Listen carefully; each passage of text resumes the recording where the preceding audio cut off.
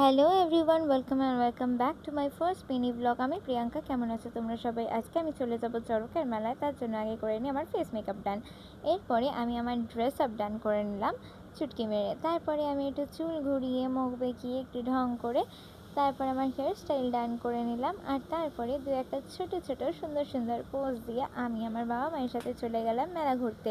আর ওই যে আমার বাবা গেছে পার্কিংয়ে গাড়ি রাখতে। আর এই দেখো বাইরে কত খেলনা বসেছে। আসলে এখানে মেন উদ্দেশ্য হচ্ছে পুজো দিতে আসা, তারপরে কিছু কেনাকাটি। আর এই দেখো এখানে ভুট্টা বসেছিল, কিন্তু আমাকে সব থেকে বেশি অ্যাট্রাক্ট করছিল এই সুন্দর সুন্দর কিউট কিউট খেলনাগুলো। আর তারপরে অনেক ভিড় ঠেলে আমরা ঢুকে গেলাম ভেতরে। খুবই ভিড় ছিল।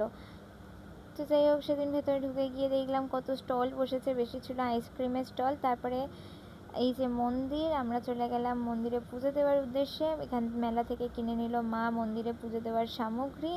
তারপরে মাকে বাইরে থেকে মোমবাতি দেখিয়ে প্রণাম করে আমরা সরাসরি ঢুকে গেলাম মন্দিরের ভেতরে।